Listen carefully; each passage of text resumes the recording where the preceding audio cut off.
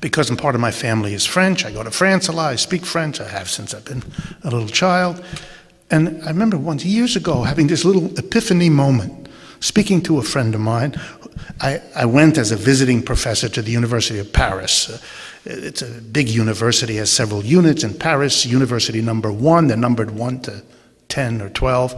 One is what used to be called the Sorbonne, old, in the middle of the city, old, beautiful buildings coming out of the Louis whatever who built it.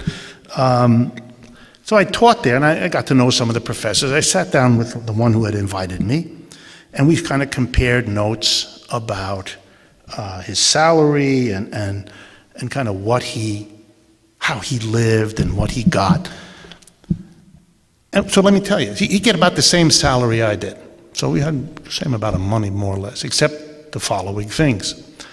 He had a daughter, I think she was 6 or 7, named Sandrine, a common name in France. And the first thing that blew my mind was he was eligible to take her to the local municipal childcare center that's everywhere in Paris. He could bring her 6 days a week from as early as 7 in the morning and she could stay there as late as 7 in the evening, or any part thereof. Some days, some not, some hours, some whatever he wanted. She would have she has a little outfit there. She comes in a very French, very nicely done, and then she takes off that and has a little smock that is for the children in the school. She's given meals if she's there at mealtime and snacks, and it's a very elaborate program. And the flat rate, whether you use it 1 day a week or 6 days a week, $17.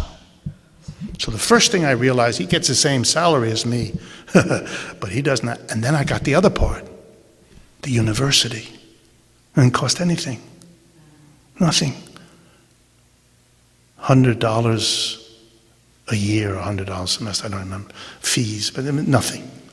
Now that doesn't, they don't have dormitories. They don't believe in that kind of stuff, really. So that's your own expense. They don't pay for that. But you don't have any expense to go to school. And then I said, my God, it's amazing. What about the private schools? And they looked at me and said, we don't have that. I said, what do you mean you don't have it? Well, they said, if you had a private school and a public school, that wouldn't be democratic.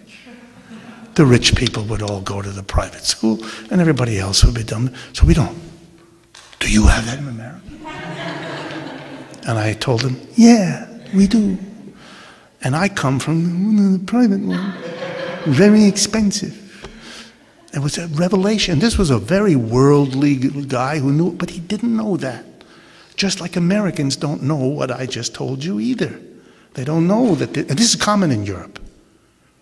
They're very common in Europe because it's thought of as like having, first and second class in the train, which, by the way, the French did have. They don't have it anymore. But they used to have on the subway, for those of you who remember, the old metro, the car in the middle was the first class, and the cars on either side were second class, and the ticket was cheaper on the same train if you went in the one car than the other, and the cars were cleaner and a little neater and a little nicer if there was first class.